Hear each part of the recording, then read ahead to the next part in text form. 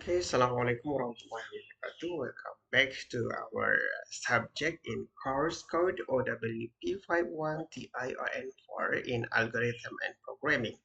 And then we will continue for our lesson in the topic in branching and structure, looping structure. But today we just discuss about the structure and branching. Branching in the structure, if and case. Okay.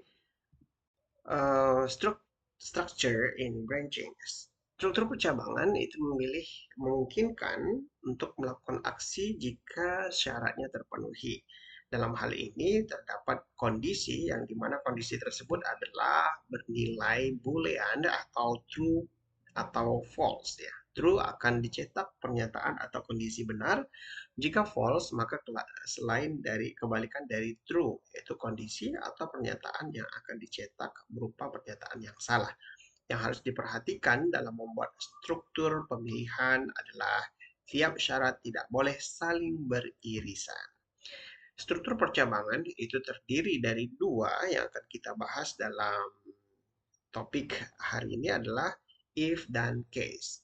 If ini bergantung pada kondisi dan ekspresi boolean yang menghasilkan true atau false, yang mana true ini kalau kita simbolkan dengan angka, true itu adalah 1 dan false itu adalah 0. Kemudian yang kedua, struktur case, percabangan yang bergantung pada satu kondisi yang menghasilkan nilai. Contoh mungkin akan diterapkan dalam inisialisasi nama hari dalam satu minggu. Misalkan angka 1 untuk hari Minggu, angka 2 hari Senin, dan seterusnya dengan menggunakan struktur case.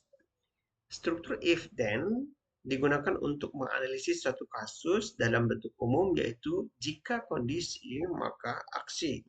Ya, jika kondisi maka aksi. Jika kondisi benar maka aksi, pernyataan benar akan dicetak. Kalau menggunakan else berarti ada kemungkinan lain selain kondisi true. Tapi dalam hal ini struktur if then yaitu hanya tunggal, yaitu kondisi, then aksi, kemudian kita akhiri dengan if. And if, karena dibuka dengan if maka diakhiri juga dengan and if. Aksi akan dilakukan bila kondisi bernilai true. Jika kondisi bernilai false, maka aksi tidak akan dikerjakan karena tidak ada kondisi yang mengharuskan itu adalah false-nya akan dikerjakan. Dalam kasus ini, format ini tidak ada else-nya, jadi hanya true saja yang akan dicetak dalam format tersebut. Kemudian flowchart bagan alir sebagaimana kita pernah pelajari di beberapa pertemuan yang lalu, yaitu notasi algoritma itu bisa diselesaikan atau dibuat dengan tiga cara. Yang pertama declarative sentence dengan kalimat deskriptif, yang kedua dengan pseudocode, dan yang ketiga dengan flowchart. Nah, bagian alir menggunakan if then bahwasanya setiap dimulai rounded atau oval ini untuk melambangkan bahwa sebuah proses, sebuah pernyataan akan dimulai dan diakhiri. Nah, di sini yang startnya tidak kita tampilkan karena ada kondisi yang lain yang mana masih bagian dari flowchart ini. Jadi yang hanya yang ditampilkan yaitu sebuah kondisi saja. Kondisi kemudian jika kondisinya benar maka aksinya akan dicetak. Selain itu jika kondisinya tidak ada, tidak benar selain dari benar berarti akan langsung berakhir atau end. Ini adalah bagian alir untuk if then. Contoh penggunaan if then ada dua di sini yaitu pseudocode dan juga program.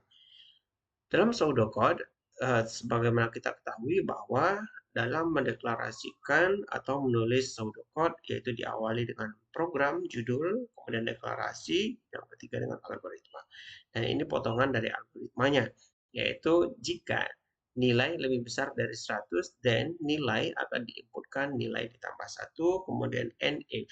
Ini merupakan kondisi bahwa panah ke kiri menunjukkan nilai akan diisikan kepada variabel nilai. Nilai ditambah 1 berarti nilainya akan proses penghitungan nilai ini akan dimasukkan atau diinputkan atau ditampung dalam variabel nilai. Ya, kemudian programnya ini merupakan bentuk pseudocode. Kalau programnya jika nilai lebih besar dari 100, maka nilai sama dengan nilai ditambah 1. Bedanya hanya kalau misalkan kita transformasikan dalam bentuk kode program dengan C++, maka nilai ini, variabel nilai ini berada di dalam kurung ya.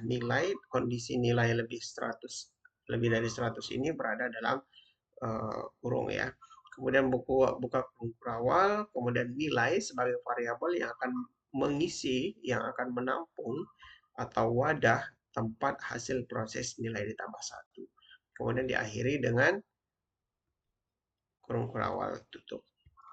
Nah, berikutnya ini kita akan latihan, buatlah algoritma dan program dari satu kasus dengan memasukkan nilai. Jika nilai tersebut lebih besar dari 75, maka cetak kata lulus. Berarti di sini hanya mencetak kata lulus, tidak ada kemungkinan yang lain. Berarti hanya satu kondisi, sebagaimana format ini tadi. If, kondisi, then, aksi, and if. Jadi implementasi dalam contoh ini adalah membuat algoritma dan program dari satu kasus yang mana jika nilai dimasukkan lebih besar dari 75, maka cetak lulus. Kalau 75, apakah dia masuk dalam kategori lulus? Tidak, ya, berarti tidak ada keluaran. Ya, 75 tidak ada keluaran, 76 baru ada keluaran. 76 sampai 100 keluarannya adalah lulus. Jadi di latihan program 1 ini, buatlah algoritma dan kode programnya menggunakan C++ dengan platform, boleh menggunakan platform online, GDoodle, kemudian menggunakan C++ yang sudah terinstall di laptop atau di komputer masing-masing. Kemudian struktur if, then, else. Jadi, dalam sebuah kondisi, ini memungkinkan adanya aksi yang lain atau kondisi yang lain yang bisa dituliskan dengan else. Nah, dalam struktur format penulisan if dan else adalah sebagai berikut struktur umumnya.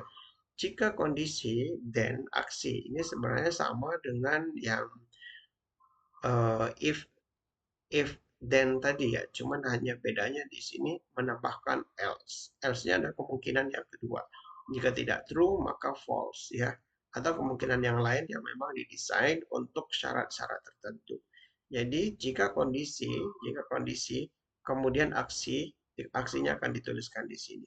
Selain itu, aksi yang kedua dan kalau masih ada yang lain, else aksi 3, else aksi 4 dan seterusnya tergantung dengan syarat apa yang akan kita tuliskan dalam sebuah pseudocode atau flowchart atau juga dalam kode program yang nantinya akan ditransformasikan dalam bahasa pemrograman menggunakan C++.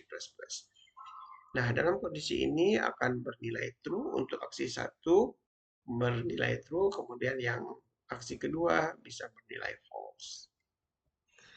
Bagian alir if then else di sini adalah ada satu kondisi kemudian ada dua aksi. Kondisinya adalah menyatakan bahwa syarat tertentu jika dia benar maka akan mencetak aksi 1, jika salah maka akan dicetaknya aksi 2. Kemudian kedua-duanya berakhir dalam diagram N ya, dimulai dan diakhiri. Contoh penggunaan if then else algoritma dan program. Jika nilai lebih besar dari 100, maka di sini akan disimpan dalam variabel nilai. Sebagaimana penulisan dalam notasi algoritma pseudocode ya. Di sini untuk memasukkan nilai ya dengan panah ke kiri dan nilai ditambah 1. Hasil nilai yang lebih dari 100 yang kita inputkan atau yang dimasukkan atau pembacaan langsung ya akan ditambahkan 1, kemudian proses penambahan nilai ini disimpan dalam variabel nilai. Else jika nilai atau else lebih nilai dikurang 1, ini sama juga akan disimpan dalam variabel nilai. Jadi tergantung dengan kondisinya. Kalau dia ditambah 1, maka disimpan dalam nilai juga. Jika dikurang 1, maka akan dimasukkan ke dalam nilai. Jadi ada dua kemungkinan, ditambah 1 atau dikurang 1. Nah, jika kita transformasikan ke dalam kode program C++, maka kode programnya ada seperti berikut. Program if nilai sebuah kondisi, nilai lebih besar dari 100, buka kurung kurawal, kemudian proses dari nilainya, nilai ditambah 1 yang disimpan dalam variabel nilai, kemudian else, selain itu nilainya akan berkurang 1. Latihan program. Nah, kalau yang tadi kita akan membuat, kalau yang latihan program 1 hanya membuat kata lulus dengan besaran nilai 75 ke atas, lebih besar dari 75. Nah, yang kedua akan mencetak kata lulus dan tidak lulus. Berarti nilai yang di bawah atau sama dengan 75 ini akan dikategorikan tidak lulus. Sama dengan yang program 1, hanya pengembangannya di sini menambahkan else ya, tidak lulus. Sebagaimana contoh penerapan konsep yang struktur if then else yang di slide ini. Oke, berikutnya struktur if then else if. Kemudian di dalam else ada else if, ada nested if ya, ada kondisi di dalam kondisi. Struktur if dan else if ini digunakan untuk menganalisis lebih dari dua kasus dengan bentuk umum. Formatnya adalah seperti berikut. Jika kondisi 1, then aksi, else kondisi 2, then aksi 2, else aksi 3, dan and if. Kemudian yang kedua ada if di dalam if, maka kalau kita buka dengan if, maka diakhiri juga dengan if, kemudian yang and if yang pertama juga diakhiri. Aksi akan dilakukan bila kondisi 1 bernilai benar. Jika kondisi 1 bernilai false, maka cek kondisi 2. Jika bernilai true, maka aksi 2 dilakukan. Jika bernilai false, maka aksi 3 dilakukan. Sebagaimana sesuai dengan syarat yang telah kita tuliskan. Atau jika ingin menambah kondisi yang ketiga, berarti kondisi yang keempat bisa menambahkan else aksi 4 atau menambahkan kondisi yang lain if kondisi 3 misalkan dengan aksi 5 dan seterusnya. Jadi pengembangannya adalah di sini ada if, ada kondisi di dalam sebuah kondisi. Bagian alir if then else adalah seperti berikut, yaitu kondisi di sini kondisi pertama jika benar maka dia akan mencetak aksi kemudian berakhir. Kondisi kedua, jika salah, maka terdapat kondisi yang lain, yang merupakan syarat dari kondisi 2.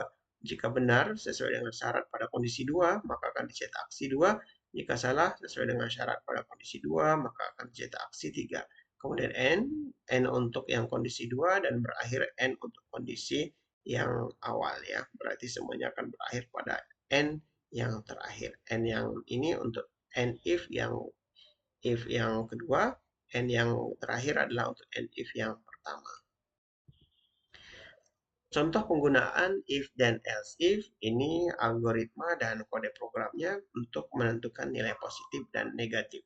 Algoritmanya, jika X lebih besar dari 0, then kita tulis right positif. Right, sebagaimana kita ketahui bahwa right ini untuk mencetak keluaran dalam bahasa C++, right ini bisa ditulis dengan cout. Kalau dalam bahasa C bisa ditulis dengan printf ya. Jadi right positif, kemudian else yang kedua, jika lebih kecil dari 0 maka akan ditulis negatif. Apakah ada kemungkinan selain positif dan negatif? Masih ada kemungkinan jika pengguna menginputkan nilai 0, maka yang akan dicetak bukan negatif atau positif, melainkan nilai 0 begitu. Kemudian kita akhiri and if. Ada 3 if. Karena di sini ada if yang pertama, ini if yang kedua, dan ini if yang ketiga. Jadi kita tutupnya dengan 3 and if. Karena dibuka dengan if, 3 buah if. Jika kita transformasikan dalam kode program dalam bahasa C, kode programnya adalah seperti berikut, kurang lebih if X lebih besar dari 0, kemudian printf positif atau cout positif. Else if lebih kecil dari 0, maka cout negatif. Selain itu, ada kemungkinan lain, else if X sama dengan 0, maka dicetak adalah angka 0 atau 0 ya di dalam perintah menggunakan print F atau cout. Latihan program 3. Nah, latihan program 3 ini silakan membuat algoritma dan program untuk menghitung upah karyawan per jam berdasarkan golongannya. Jika golongan A, maka upah per jamnya 4.000. Jika golongan B, maka upah per jamnya 5.000. Jika golongan C, maka upah per jamnya 6.000. Jika golongan D, maka upah per jamnya 7.500. Nah, silakan dikerjakan untuk 2 kelas. Untuk kelas jam 8 boleh menggunakan yang A, untuk kelas selanjutnya menggunakan yang B. Oke, demikian untuk pertemuan kita hari ini. Terima kasih. Assalamualaikum warahmatullahi wabarakatuh.